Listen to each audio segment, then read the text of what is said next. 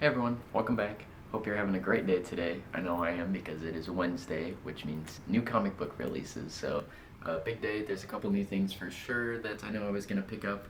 A couple number twos and following things. And I'm sure I'll find a couple others that I wasn't anticipating on getting as I usually do. So, I'm not going to keep it too long. We're just going to head over to the shop, grab our new stack, and I'll be right back with it. 1 hour later. As anticipated, we are back with a stack much larger than what was originally planned for. So here we are. 14 issues was the haul today. Once again, not entirely anticipated. The only reason was because there's a couple absolutes from the Superman and Wonder Woman line I was behind on, and I picked those up for reasons I'll get into, but we're just going to start right off the top of the stack. The first one I got here, this is the Last Day of H.P. Lovecraft, issue 1. This is a alternate variant cover as well.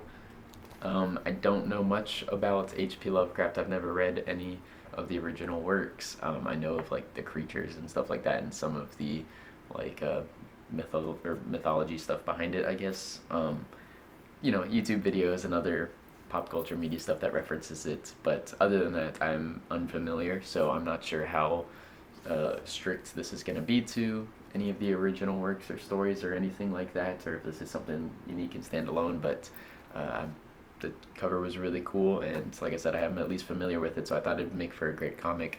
We're going to be checking that one out. After that, we've got Speed Racer number 3. So if anyone's been watching my videos, I've been keeping up with all the Speed Racer drops. I'd say Racer X is probably my favorite issue right now out of each of the ones I've read, but looking forward to Speed Racer number 3 because Racer X will be making an appearance soon.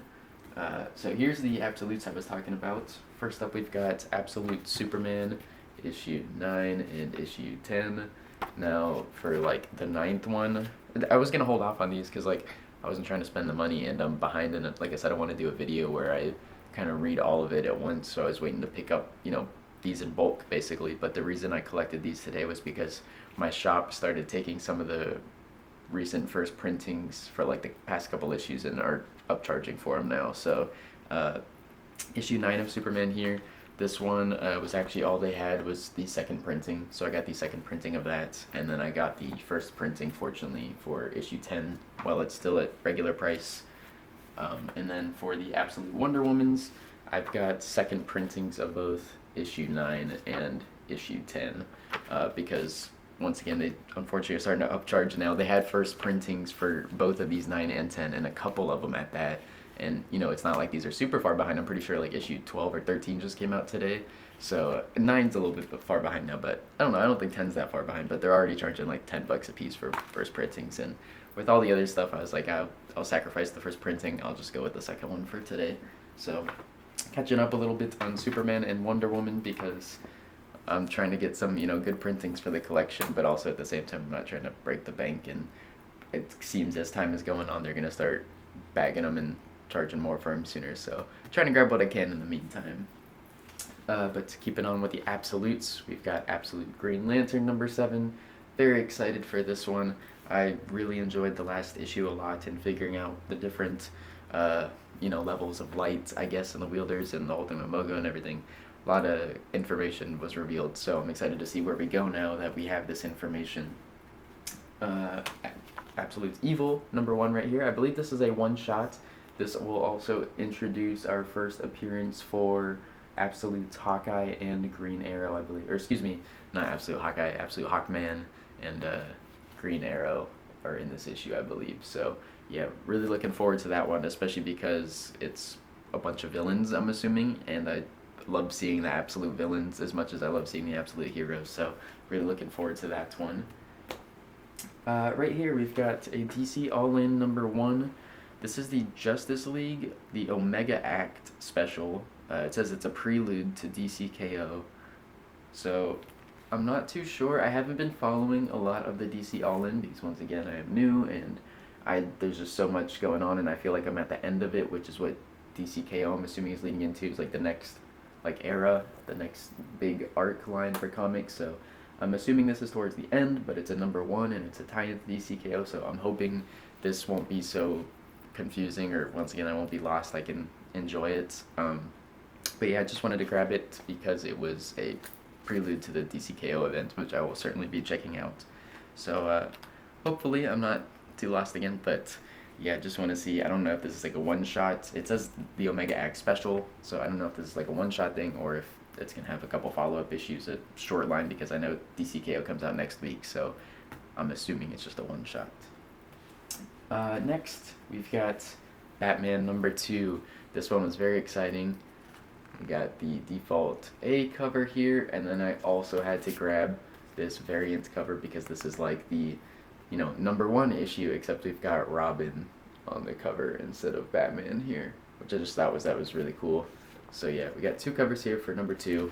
I really liked the first issue of this. I thought it was like well paced. I thought the art was beautiful. My only thing was with the Killer Croc situation. I just thought it was a little underwhelming. I was expecting more as far as your traditional Batman stories go. I guess it was just felt like a very, Batman sits down with one of his villains and they just kind of talk it out, and he willingly surrenders. And it's interesting. It's different for Batman for sure, but I don't know if it's quite what I was looking for. So I'm hoping this one goes a little bit more, a little further with it. I know Robin was in the middle of getting arrested at the end of the first issue, and he's clearly going to be around for this one. So don't know if we're going to do a Robin-focused issue, because once again, I think they're all like self-contained, one story per issue kind of thing. So I don't know if we're going to focus on Robin or if they'll be tag teaming another villain who's going to show up. Who knows, but excited to see it. Now for the Marvel side of things, we've got X-Men Age of Revelation Overture #1. So I believe this will be a follow-up to the Age of Revelation issue 0 that I had picked up a little while ago and reviewed, which I really loved. So I can't wait for this one. I'm really looking forward to it. I think next week is when all the universe titles start coming out for this, all the Age of Revelation titles. There's that big slew of them. There's over 10 of them, I think, that they have coming out, and I want to say next week will be the start of those. So we'll be reading this before hopping into any of those for sure. I cannot wait for this Age of Revelation stuff. That one issue 0, I still haven't stopped thinking about it. It was really got me hooked. Now here we have a new Spider-Man #1, but not just any Spider-Man. We got Spider-Man Noir. I only know of Spider-Man Noir from the movies. So I don't know if this is a character originally from those movies, or if this character existed outside of it and gained popularity from the movie, or what. I have no idea, but #1 issue for Spider-Man Noir, say less. I'm here for it. Yeah, I'm looking forward to that one to see what's going on. And last but not least, right here we got issue #1 of this book called Good Devils. It says, "Don't play fair with evil." So I don't know anything about this one. I'll be honest, the main reason I grabbed it was because of Nick Dragotta up here. This is the same artist who does Absolute Batman. I follow Scott Snyder online, and he ended up sharing this, saying to go check it out, because obviously he works with him on Absolute Batman. So on the back it says it's a 64-page love letter, and we sealed it with a fist. So I have no idea what is going on in this issue, but it's really good quality. It's not like a flimsy issue. It's kind of got a spine to it here. It reminds me of the Batman Second Night. It's just a little bit more firm. But yeah, don't know anything about it, like I said, but I'm looking forward to it. I just flipped through it a little bit when I was in the store taking a peek, and it looks really interesting. It looks like there's some black and white panels, but some color paneling as well, so I'm not sure what all is going on in there, but that makes our stack for today. Like I said, a nice hefty one. I definitely was not expecting to pick up all of these. The 4 Absolute Wonder Woman Superman issues, definitely didn't help with that. I was trying to keep it small, but once again, I figured if I don't get them now, then they're just gonna start charging more in the future. So anywho, yeah, I am gonna go through these and decide which ones I want to read for this video, because we'll be taking a look at least 2 of them probably. So give me a moment and we'll get started with one. Alright, so we got 3 issues here picked out that we're gonna read, starting with Speed Racer #3, then we're gonna go into Spider-Man Noir #1, and finally the Absolute Evil #1. I'm very excited about this one, probably most excited, so we're going to save that one to the end.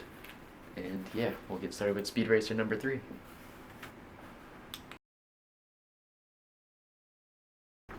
Alright, so that wraps up the end of Speed Racer issue 3. I think that is my favorite issue so far of the Speed Racer storylines, even including the Racer X one I mentioned. This one does have a lot of Racer X in it, to be fair, but yeah, I just think this one was overall really well balanced. We get a lot of like each of the different plot points, and I think you get a good amount of each as far as like stuff going on with Pops and Racer X being introduced into his world, and you get a bit of them racing together and seeing their dynamic, and one of the new, not big bads but mini bads if you will, that makes an appearance and tries to cause some chaos and whatnot. So yeah, a great little issue here.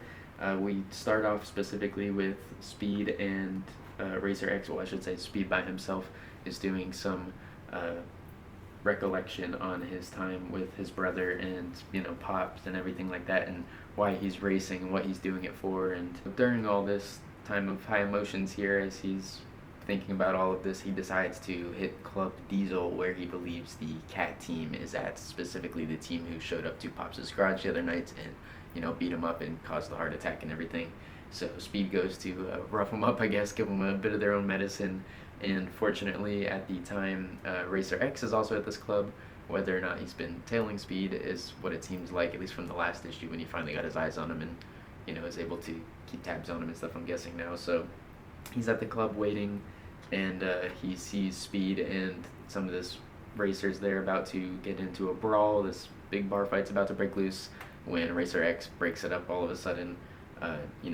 He shuts it all down, and he tells Speed, he's not impressed or whatever, he needs to get lost, not to race, and Speed challenges him to a race. Racer X tells him if he wins, he will float him for the matches up until the qualifiers. So basically he's going to cover for him so he can race money-wise.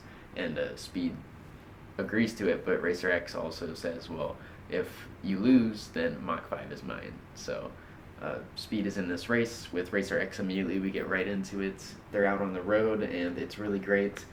Racer X is doing all these different things with his gadgets and moves, kind of big broing Speed a little bit, showing him what's up, using a little bit of his knowledge, on the road. Some of the advantages he has, I guess, from experience. And him and Speed are racing. It goes on for a couple pages, but it's always just shorter than I would like it to be, because I really love all the racing that happens in this series. Of course, it's a racing comic, but I just wish they were like at least like an extra page or two longer every time I'm getting into it. I'm like, wow, this is great. I'll flip the page and it's over. So anywho, we get the race is over. Speed is obviously upset. He's like, I left the keys in the ignition, whatever, and walks away. And that's when the Mach 5 ends up getting stolen by the mini bad, who shows up with his biker gang, and both Racer X and Speed hop in his car together, Racer X's car that is, and they go out to recover the Mach 5. So immediately right after the race, we're back into another race of sorts where they're out trying to recover the Mach 5, and they're taking out all these bikers with the gadgets, and Speed hops into his car and beats up the guy, and Spritle, who's been along and hiding in the trunk, ends up popping out, and him and Speed kick at the guy out the car, and he goes tumbling. They barely make it over this gap of a bridge and land, and they're all right. So things go good there.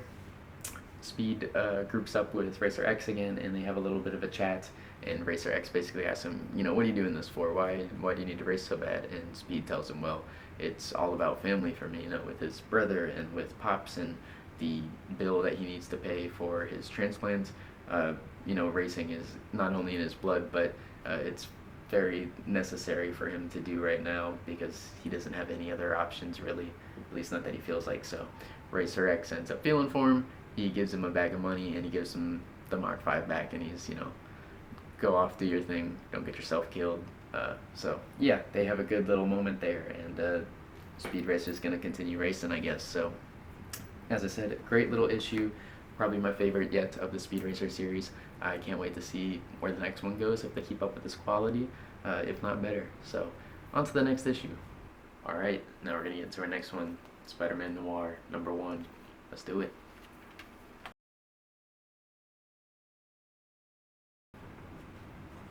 Alright.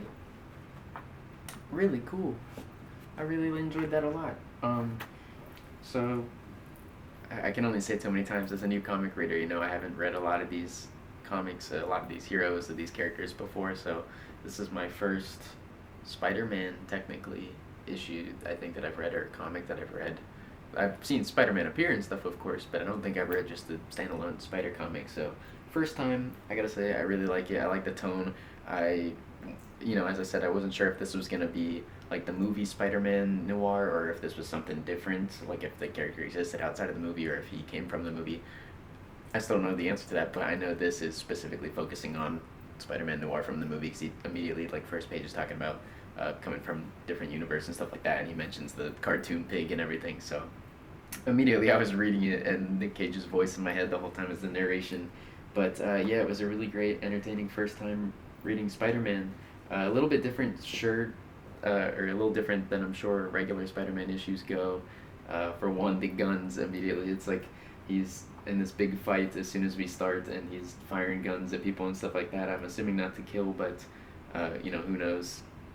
I forget if he kills or not this version of Spider-Man. But anyways, he's fighting a bunch of crooks. They're part of the Scorpion Gang, and they've all got these red masks on. It kind of makes them look like Spider-Man almost, at least from some of the panels when they're zoomed out. You don't see the Scorpion print on it, just like the red face and the white eyes. But he's fighting all these gang members and talking about how he's using guns, but he shouldn't be. He wants to, he'd rather wish he could do fist fights and stuff like that. They're getting into a fight. They're have him pinned down, and he's messing with them, saying like, "Oh no, I can't handle a bunch of regular, powerless, average Joes in wool jackets and stuff," and just classic like Spider-Man quips and lines and stuff, sarcasm and jokes and kicking butt at the same time, hopping around, taking out a bunch of goons, and you got a couple of kids that are watching him the whole time, and yeah, he ends up cleaning everyone up and leaves them all webbed up for the cops, and calls it a day. He leaves, heads back to his like office, which I guess is where he works technically, or sorry, his home, which is also his office where he works. But he's upstairs in his office, and the lady who owns the Chinese restaurant is in there and telling him he's super late on rent and she's not taking any more, excuses, nothing. Like, this is it. It's his final warning. And she leaves, and all of a sudden walks in Gwendolyn Stacy. Gwen Stacy. Of course, we all know who Gwen Stacy is. And she's there to meet Peter Parker to talk to him about her father, because her father worked for the police and they found his body washed up in the river, and she has no information, she has no answers. She's coming to Private Eye Peter Parker to look into it. So he agrees. He's, doing his Spider-Man thing, going out to the morgue to check out, I should say this is Peter Parker at the moment. He's not Spider-Man doing this, but he's going to the morgue to check on the body and everything. And he gets kicked out of there by the cops kind of harassing him, saying, "Hey, you can't be in here." So he leaves, comes back at night, and once again at night, the cops are still there, and they bust him, and like 4 or 5 cops come in. And I remember reading it, and I was like, what are all these cops doing in here? I'm like, this is ridiculous. And then all of a sudden, the next page, he's saying, something's up, something's fishy. It's not normal for such heavy police presence. And I was like, okay, so I'm not, crazy. This isn't, out of sorts. They're addressing it. So, yeah, seemingly something with her father is up. There's a lot more information that we do not know. But Spider-Man escapes from the cops out of the morgue. He goes to talk to Gwen and to get some information. There's like a big safe that he has in his home that they have to try and crack into that they don't know the combination to. There's a lot of conversations with Aunt May. I really like this one conversation here where they were talking about the Wizard of Oz and the book and the actors and Judy Garland and Shirley Temple and all that stuff. I thought that stuff was funny. It felt real, I was chatting with your grandma and stuff and taking phone calls and all that. And then we flip the page and immediately we're right into another battle where Spider-Man is fighting a Nazi bat who is flying around on these mechanized wings, and Spider-Man takes out the wings and they come crashing down, and he turns them over to the cops, and it's like, see, I'm not the bad guy. And he goes on to say, I can't catch a break. Even when I win, I lose. The crowd gets all the money that the bat had. The cops get the crook, so they get all the, claim and the glory for catching the bad guy. And, Spider-Man gets nothing but a measly $5 bill that happens to blow onto him, which he takes out for a meal. And this is the last page. We see him at the diner. He's got all his information and everything like that, going through the papers and the evidence on her dad, on Gwen Stacy's dad, and there's a little reveal that says apparently he was a member of the Scorpion Gang and his killer was Spider-Man. So, big twist. Wasn't expecting that, but like I said, I like the noir mystery detective aspect of it, that little bit of like, Batman-esque style with the detective work and information here. Like I said, it's kind of similar to Peter Parker's journalism already, I guess, but anytime we've seen that, I feel like it's more like uh, I don't know, less like gritty and ground level stuff. Usually, it's always just like Spider-Man is investigating and Peter Parker gets to go to work and use that information or whatever. But here, it's very much like either he's Spider-Man, and if he's not Spider-Man, he's outside of the suit doing like detective work. Like I said, just on the ground stuff. So that was really cool. Like I said, I like the stuff with him and Aunt May. Their little conversations and chats together was very sweet and, like I said, felt real. Yeah, really cool first issue. I'm looking forward to the second one to see where this mystery with Gwen's father goes. And finally, we're going to move on to our last issue. And here we have it, Absolute Evil, #1. I don't know what to expect. I don't know if this is going to tie in and relate to all the Absolute lines. Obviously, we got pictures of all of them down here, but I don't know what villains, who all is going to make an appearance other than, I said, Hawkman and Green Arrow. So can't wait. Let's do it.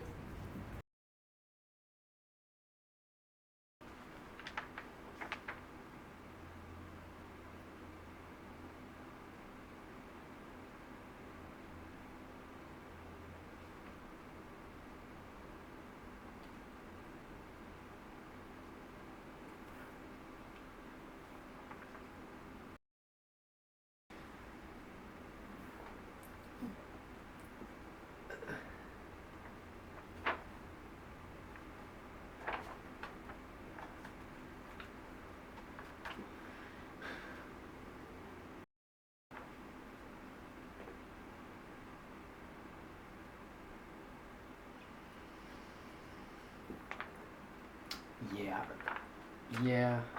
Yeah. Yeah. Yeah. Absolute lines are good. We get it. We get it. Ah, man. The way my jaw dropped at that scene. We'll get to it, but yeah, super cool. Not what I was expecting. I mean, I guess a little bit, but not the twists at all. I can tell you that much. So right off the jump, we got Hawkman saying, he's going to be of service to like the government, basically, to what they need to do. So it kind of just seems like immediately, just one page, we're getting introduced. Hawkman as like a weapon for hire is almost kind of what it seems like.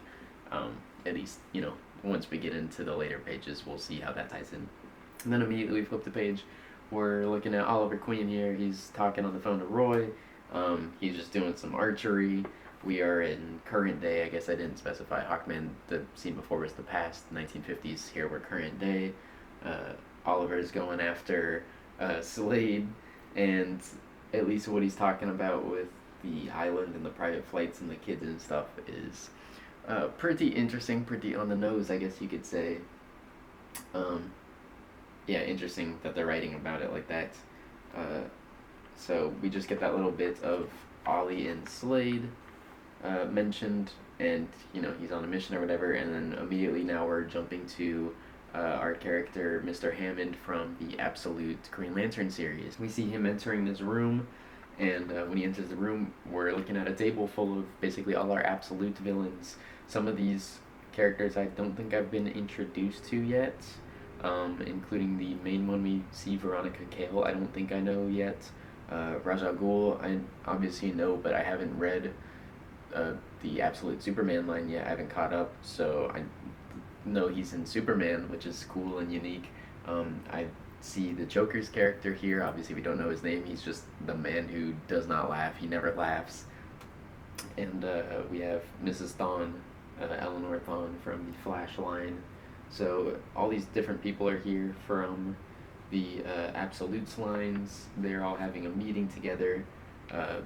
Veronica Cale here is going over all these different like events through history and flashbacks. Just kind of showing on the TV and talking about all these different like threats and powers and stuff that have shown up and everything that's kind of run its course. But now we have this introduction of these new threats, these new powers, these new monsters. She calls them beings that if they were to lose control of, then the planet could be doomed. They could lose their power, their positions, whatever the case may be. So she's going through this presentation, and we see her get to absolute Wonder Woman and Superman and Batman and all of them, and she's going on this presentation about all these different threats that the people in the room are each familiar with from their own lives.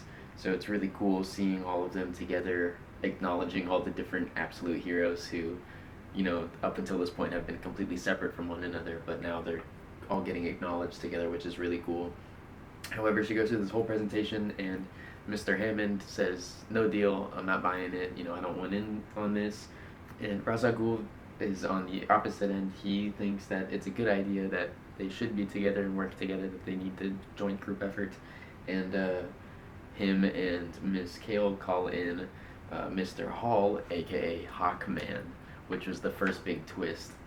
And then all of a sudden, you see he's holding someone over his shoulder. This is not a live person, this is a dead body that he drops on the table, and it's Oliver Queen, the Green Arrow. I could not believe it. The way my jaw hit the floor, not only seeing like evil Hawkman, but seeing that he killed Oliver. So automatically absolute Green Arrow is like done, out of the question, I'm guessing, unless they were to go to the past or some other tech, or like someone who isn't Oliver Queen takes the mantle. Anywho, crazy. Absolute Hawkman I thought we were going to be getting, but no, we have like Monster Hawkman. I don't even know what to make of him. Once again, kind of like that weapon for hire thing, like I was saying, he's kind of like the the war dog now for this group of villains. At least that's what it seems like. So after this whole moment plays out with Hawkman and Oliver and all that, and everyone's discussing, hey, does this help? Do you want to join now? And they're like, no, I don't think so. But however, Joker's character, the Nameless Man, says, "May I have the floor?" And of course, as in traditional Joker fashion, he takes the center stage immediately. Everyone just turns to him and has to listen to what he has to say. So he also says it's confidential, that this information should not leave the room. And we see that Ra's al Ghul, there's a shot of him on his glasses, and it cuts to Brainiac watching this Nameless Man through his glasses, it appears, and he says, "Duly noted." So it looks like Brainiac's also part of the conversation without their knowledge. And our Nameless Man here goes on to begin a conversation about the God particle, the missing piece to the universe, basically. And he says that they found something better called the Omega particle. And the Omega particle, it is different. It has a morality almost, this weight and pull to it. Not quite a good and evil, but as I'll explain it, or I'll, just quote it directly here, exactly what he's saying, but gravity distorts the universe, and so the river runs, the current falls, the yoke is heavy, and we accept that man is tethered to the earth. We do not believe a man can fly. With this discovery, we must now accept that there is likewise a moral gravity pulling down, keeping everything that is in its place. And he goes on to say all this stuff about how, water flows downhill, those who have, those who don't, and, the rich are rich and the poor are going to get poor, and all this different stuff, and how all of this is part of the universe. This is the just world that they live in. This Omega particle and everything is all part of this, and people like Oliver Queen want to come and disrupt it, and this is what they'll get. So in order to maintain this just world that they are part of, they are going to form their own Justice League, which, once again, if my jaw wasn't already on the floor with the first reveal, this one was like, oh my god, we have the Justice League. Of course, everyone knows the Justice League, and like I said, the Absolute line, none of them have been connected yet, so we've been waiting for the tie-in together. Would the Justice League even ever be a thing in the Absolute world? It was something to consider, but we got it just in the complete opposite aspect that we were expecting it to be in. So we have a villain Justice League now. They're at their own Hall of Justice. And they're all going to, uphold the truths, I guess you could say, of the world, all the things that they find are, ordered and ordained, that are set and concrete and should not be messed with or touched with, as all these absolute heroes are starting to do. So, very exciting stuff. The very last thing we get is a little bonus page at the end where Brainiac is watching, playback or whatever of the footage, and it's revealed to us that, you know, we see that shot of Ra's al Ghul's glasses and he's watching the Joker in it, and it's like, oh, I guess he's maybe watching through like a camera or something like that, who knows. And they don't really explain it, but that's because here at the end it's revealed that it's Mirror Master. Absolute Mirror Master makes an appearance, and he's with Brainiac. He, I guess, was able to help him with the reflection in the glasses so he could watch the stuff. Crazy stuff, but he shows up, and they're talking about how there needs to be a connection for Mirror Master. He needs it all to reflect and to make sense. And Brainiac tells him, well, you know, all the different members here all have their own reflection. They've all got their counterparts. So Hammond and Roz, you've got Thawne and Kale, and he was basically saying the Joker needs a counterpart. I think I've found one worth investing in that we need to check out. And all of a sudden we cut to another scene, and we see a man out in a field with his wife talking about some kids seemingly living a peaceful life. And you flip the page, and it's revealed to be Lex Luthor with this little Omega cloud behind him out in the distance. So really cool. It's super, super awesome. The whole Absolute, everything Absolute is peak comics, or Absolute comics, I should say. It's so good. It is like almost too much to process in the middle of reading it. Yeah, this is the kind of stuff, like the reason why I made the channel, because I'll be reading here and like my jaw will hit the floor and I'm like, man, I don't have anyone to talk to this about. So here I get to sit in front of the camera at least and rant to some people who are watching. So yeah, some absolutely great comics today. Some great reads. If there are any other issues that I picked out today that you're looking for or looking to see me read and review and all that, stay tuned for next week's New Reader Recap. I'll have that coming. I think I might even do maybe a DCKO brackets thing as part of that, just because it'll be coming out the day after. So maybe a little bit of a bracket just to get my predictions in before we start reading it.